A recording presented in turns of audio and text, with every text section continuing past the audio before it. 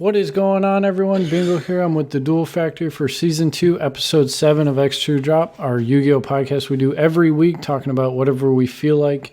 And this week, we had the final UDS Series, Championship, whatever you want to call it. We got the top 32 breakdown that we're going to talk about, as well as the impact it's going to have on the upcoming two YCSs, because we really didn't know what to expect from this event. Like, we had speculation, but it was pretty open. And we were talking right before this. We really did not expect the top four decks that made the event to be the top four decks, right?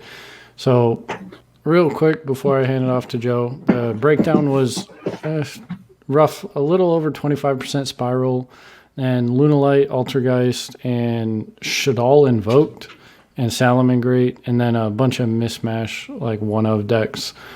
So, Joe, what did you think was going to happen with this event? Honestly, I thought it was just going to be like all Spiral and Lunalite, because I thought those were like the two best decks. And then, like, I was not watching, but I was reading like the blog and stuff like that. And then I saw like two like high-profile players, and Carl Manigate, which he hasn't been seen in a lot of events lately, but like he used to be like a huge like phenom in like the actual like competitive Yu-Gi-Oh circuit. And then Jesse Cotton were both playing like Shadal Invoked, and I was like, what is going on here? Because like I know the structure deck came out, and I know like Invoked or Alistair the Invoker in particular solves like Shadal's like biggest problem not opening the fusion spell, but I did not expect it one to be a tier 1 deck, and two players like that playing at an event that has 12 rounds of Swiss. Like, that's just insane. Yeah, so I didn't really expect anything except I would have guessed 70% Spiral, maybe a little less than that, like 60, 65, and then largely Lunalite after that, and then just like one-of decks.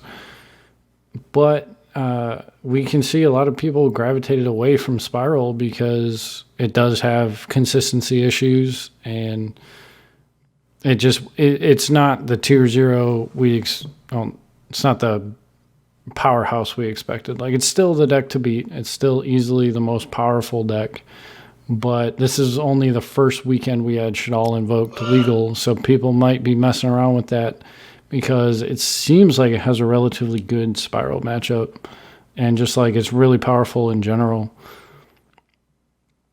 It's crazy. Like, the deck's like only like real flaws, like the extra deck's like super cramped and stuff like that.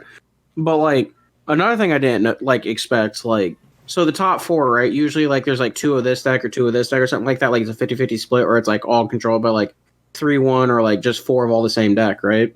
Yeah. I think this is the first time in a long time that we had like a UDS that had four different decks in Top Cut. Like, you had Spiral, which you obviously thought was going to be there. Lunalite wasn't even in top 4, by the way. Yeah. Shadal Invoked player, who was the runner-up, which I thought he was going to win the event for sure. And then we had Dragon Link and True King Dinosaur. And I was like, whoa, what? Like, actual four different decks. And like, honestly, like, because they've already released like the top 4 deck lists and stuff like that, and all their decks are like super saucy. Like, I love the Shadal Invoked list. Like, it's just pure gas. So is the True King Dino deck, the Rocket deck, or Dragon Link, whatever I call it. Like, I really like that build. I think it's super interesting. He's playing like 3 Striker Dragon, which I thought was just like mind boggling. And then even the Spiral list is like super. Like, it's like, I like to say it's aesthetically pleasing to look at. But like all the lists are super interesting, like super interesting. Yeah. So the lack of Lunalite in the top 4 was really surprising to me, but I do want to just talk about Shadal Invoked real quick, because obviously I think that's the biggest takeaway of this event. I just said that, and its power level is. Like, it's crazy because there's still people figuring out the deck. Like, the one that made top 4 had a very like light clown engine, pretty much just Trick Clown, which was really strange to me. You know, it was normally like 1 or 2 damage juggler, sometimes 3, with like a hat tricker and a Trick Clown. But this guy's like, no, I'm just going all in. Like, I just want to see Alistair, a fusion spell, and like 3 Shaddoll monsters. So he's playing a lot of draw power just to get there because he said his ideal turn 1 going first is Invocation, Alistair, and like 2 Shaddoll monsters because that way he can make Cloth Heap, Winda, Kaliga. Like his deck, like it, like literally, like we were explaining, like it's just all gas. Like that's all it is, and like it's just crazy. And then like I think my favorite part about the deck is if you think about it, like it's zoo theory. Like remember how you had like 12 rats in your main deck that you can open? It was like an 80% chance of opening it, like going first or second, or something like that. Yeah, it was like it's the same thing. Like Alistair just fixes the problem that the Shaddoll deck always had, which opening a fusion spell because. Like way back in the day, like you only had 6 fusion spells, and then now if you think about it, depending on what you play in your deck, like 3 Alistair, 3 Meltdown, or he played 2 Meltdown. I think I can't remember, but like any like multiple copies of those, and then you still have like the 6 Shaddoll fusion spells. Like that's the same number of like fusion spells in your deck as there was rats in the zoo deck. So like you're almost like guaranteed to open some sort of fusion spell like every single turn, or not every single, but every single game. And then, like, the one fusion spell leads access to the other because of how broken of a card construct is. Like, the deck's, like, it's just insane how powerful this deck, like, was. Because I didn't think it was going to be, like, as powerful as it is, like, versus the other decks. But, like, it just blows my mind what it can do. Yeah, and the guy is playing, he's playing 3 Invocation, 3 Alistair, and 3 Meltdown. So, I mean, that's 9 extra fusion spells in your deck. He's not playing Terraforming, so he's not going, like, super crazy. But, like, the deck is super interesting to me because you can set up, like one Floodgate monster, a lot of decks can deal with. But when you have 2 that restrict your special summoning and your effects, like, that's pretty hard to deal with no matter what. And then you have El Shaddoll Fusion... then you have the actual like Shaddoll effects, and then once you make a play, you establish an extra deck monster. Like it's just gonna get out of control. Well, it's crazy. Like, I still can't believe he wasn't playing Juggler or anything like that. Because like in the video, he said like he didn't have as much testing in it like as he actually did, like that he wanted. But like turn 1, like to me, like the best monsters to fuse over are like Juggler, Squamata, because that gives you access to like everything, and you can just make like crazy turn 1 boards. So like it'll be interesting to see in like the with the upcoming like YCS coming up if people still decide to play this deck, especially like because it went the distance. Like it competed through a 12-round event, so like it'll be crazy to see that. It'll see if like people actually incorporate Juggler and stuff like that to like contribute to like turn 1 boards and stuff like that. Like I think the deck's gonna be insane, but I think more people will be prepared for it too. So yeah, I think it's in a pretty sweet spot right now because it's very powerful, but it didn't put a giant target on its back, right? Like it just established itself as a threat in the meta, but it's still not like, okay, I'm going to side these cards specifically for Shaddoll Invoked, right? Because if that sure. if it was taking up 50-60% of the metagame, like there's hard counters to that deck easily. But you're not going to see cards like Dimensional Barrier being sided in 2020, you know. So it's doubtful, but yeah, it'll be crazy.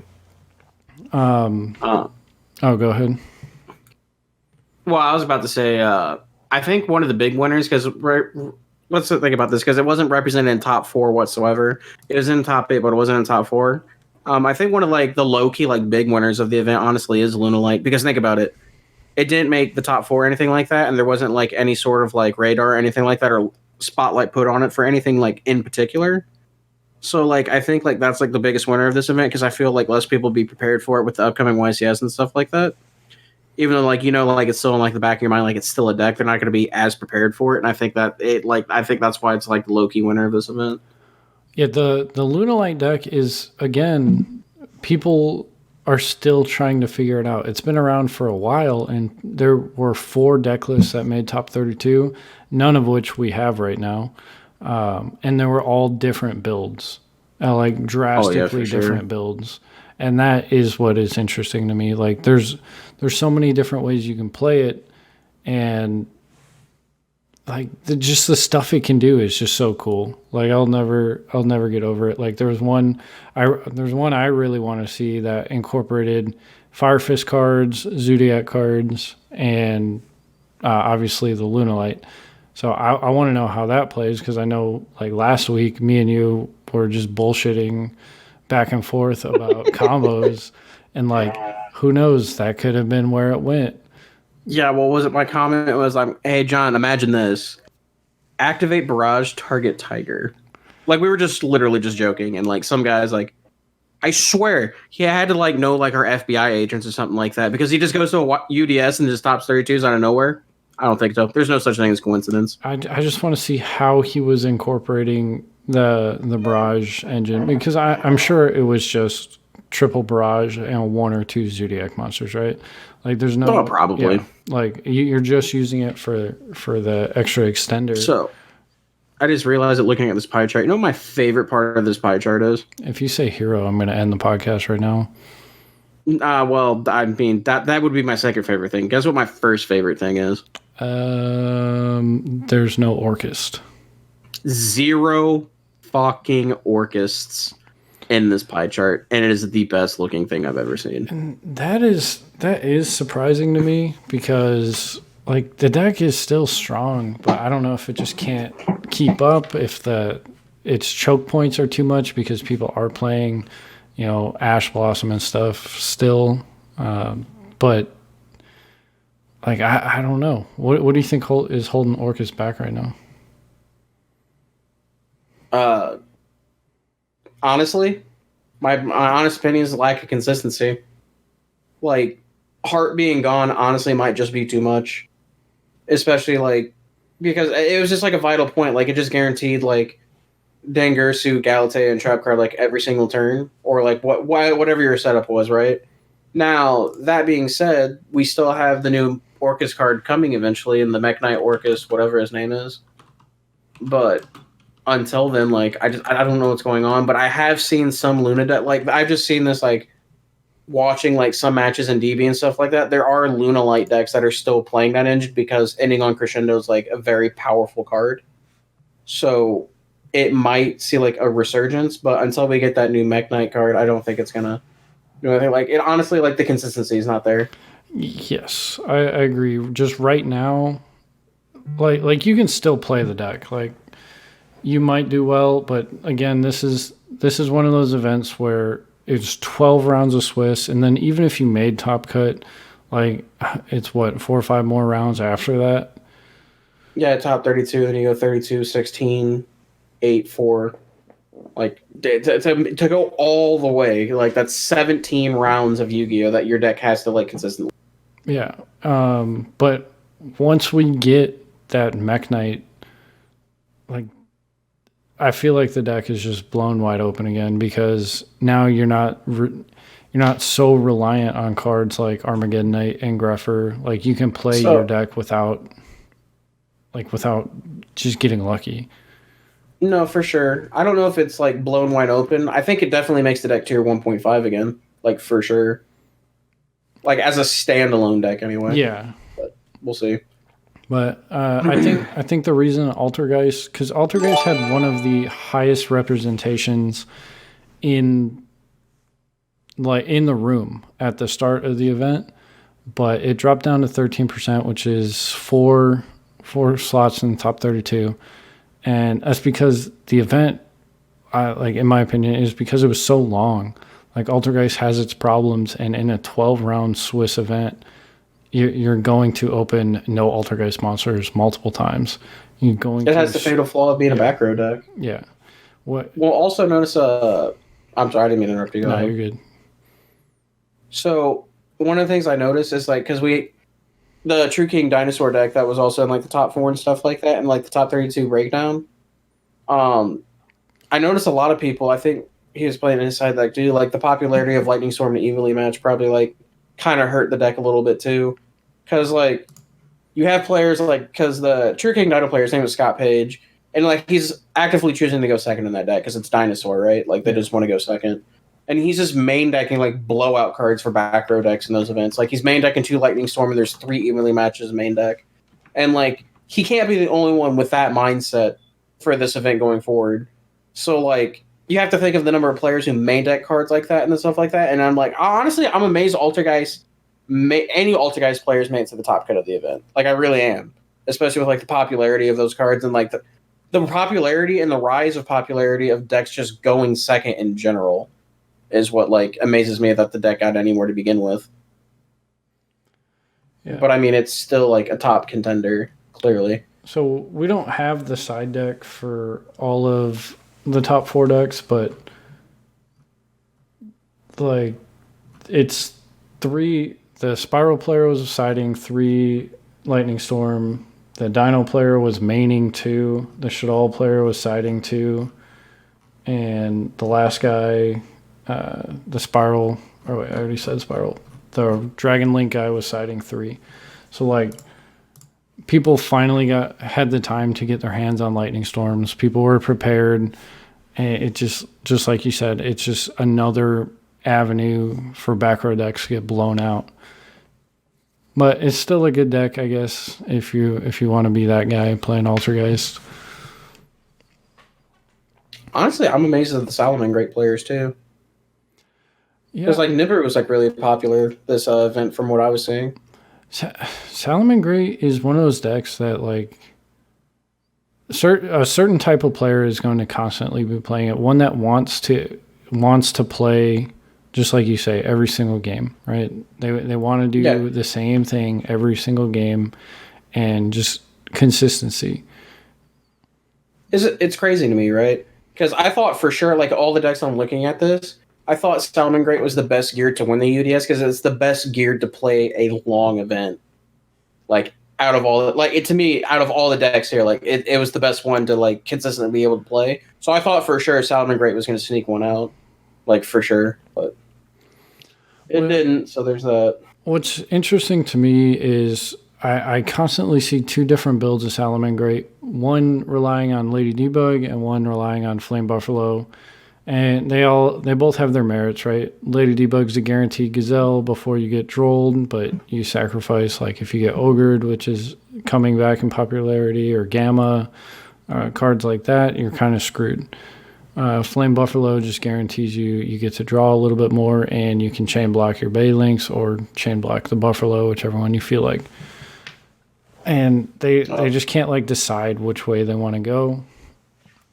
I think for sure you have to, like, if you're, so we have the Team YCS and we have Utrecht coming up next weekend, right? Yeah. So if you're going to be a Salamangreat player going to the event, I think you almost have to cut Debug from the deck now and have to go with Buffalo.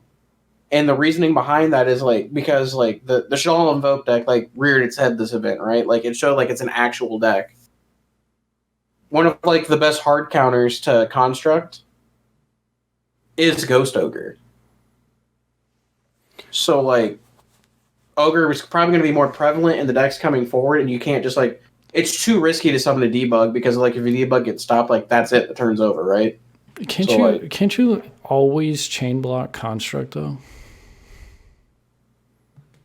It just depends on what situation, because a lot of the times, like, the most advantageous part of it is, like, putting Construct as Chain Link 3 to protect the rest of your cards. Because, like, there's certain cards, like you don't want Ash, or, like, certain cards, like, you just don't want being hit with, like, specific hand traps. So, like, it just, like, it's just the best out to Construct, because most of the time when people, and then a lot of people don't realize it, but Construct's effect when it attacks, like, a mandatory effect. So, there's that, too, but... Yeah, but that's in damage step, isn't it? It's at the start of the damage step. Yeah, so there's multiple times where you can take Construct off the field is basically what I'm getting at that point.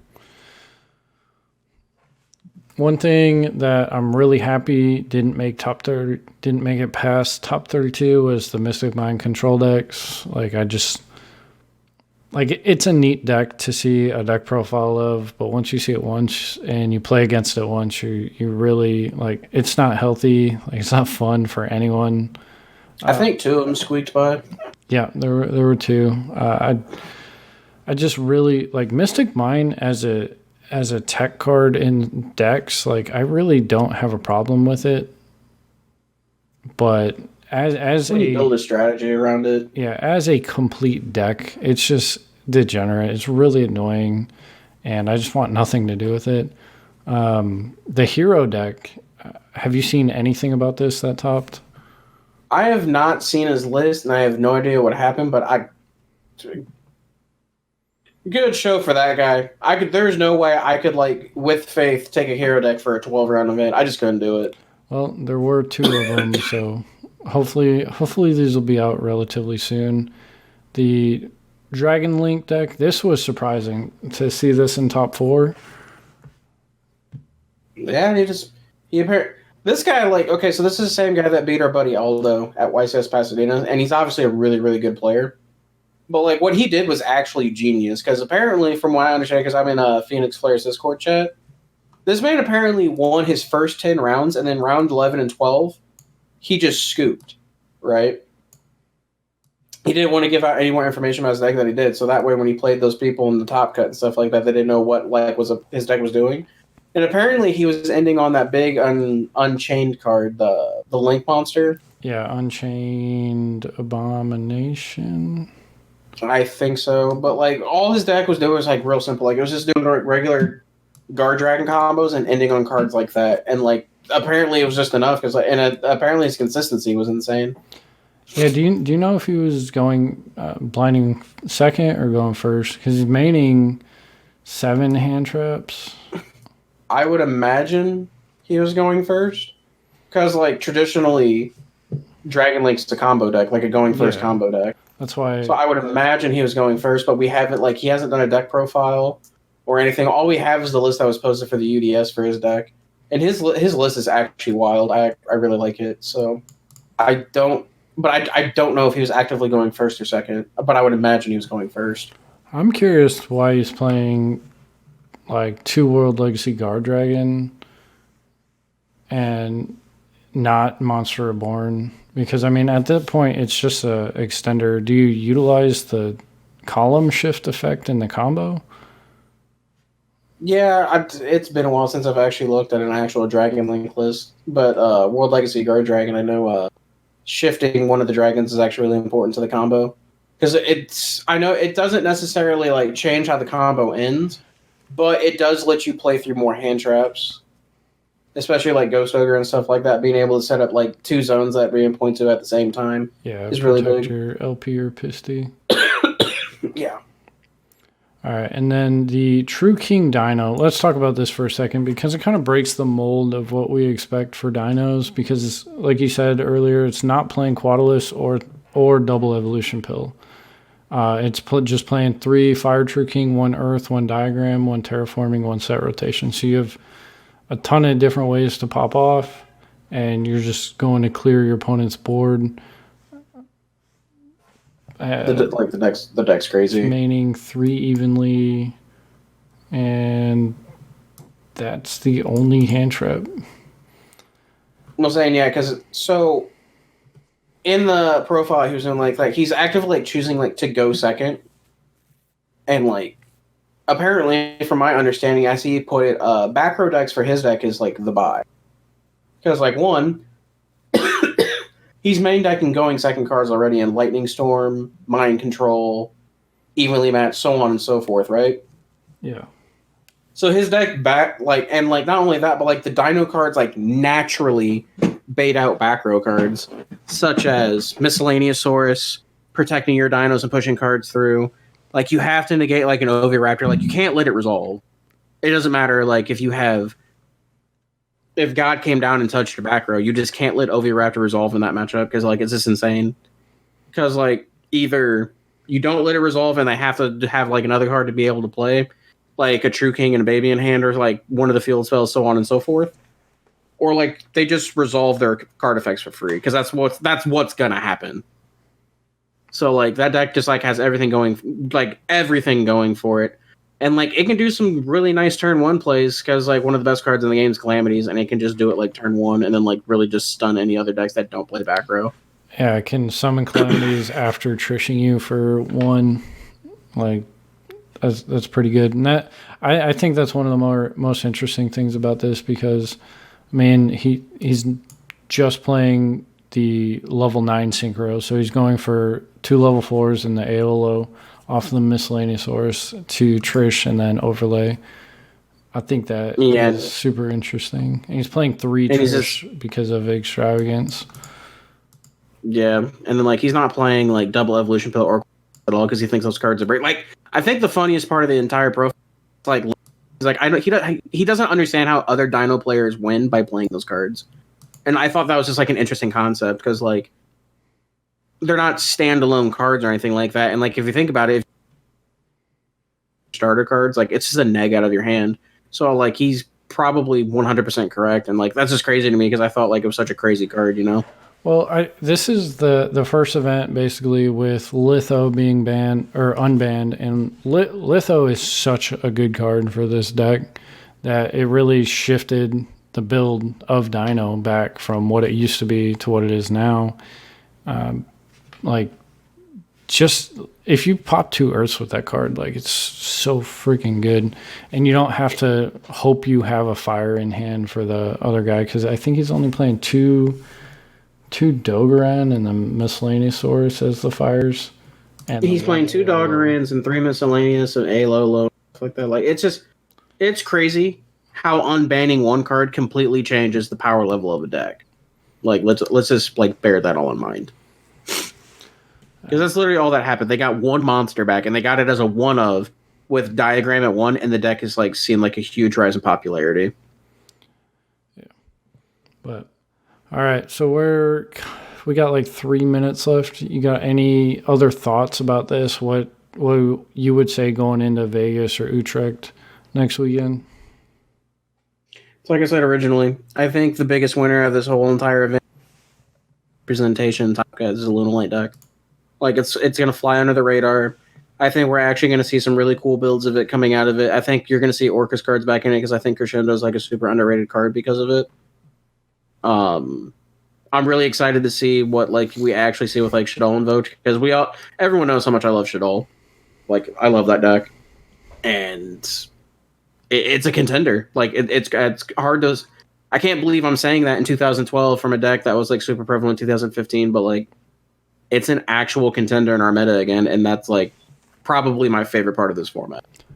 Yeah, and let's hope nothing dumb happens because I really don't see it being this overbearing force in the metagame. It just seems like really cool being able to play, Duelist Alliance era decks in this day and age. So I really hope Konami doesn't do anything stupid to the deck in preparation for Master Rule 5 because, I mean, just like Master Rule 5 probably won't change the opening play because Clothheap's a fucking amazing card, but going second and after turn 1, like MR5 is going to do wonders for this deck. And I really don't want it to change. For sure. It's not busted, but it's just really good. So I just hope they don't touch it. Hopefully they leave our boy Educated Man down. Yep. And for anybody that doesn't know, next weekend at the 3v3, and I don't know if they're doing it in Utrecht, but they're doing an MR5 side event. So if you're wondering what decks are going to do well in that format or just want to see what people are messing around with, keep an eye out for those deck profiles somewhere on YouTube or wherever. But I mean, that's pretty much all I got. Joe, you got any final thoughts? My favorite thought of every week, Douglas French has no sauce. Piccolo, you have no sauce. Hey. But guys, that has been the 7th episode of the 2nd season of X2 Drop. If you have enjoyed, please let us know in the comment section on YouTube, whatever. If you have another video idea, if you have a topic idea, let us know as well. youtube.com/bingohd, youtube.com/theduelfactory. We post 8 a.m. iTunes, Google Play, Spotify for the actual podcast, and 10 a.m. on YouTube. So with that being said, I'll see you guys back here next week. Peace out. Okay, bye.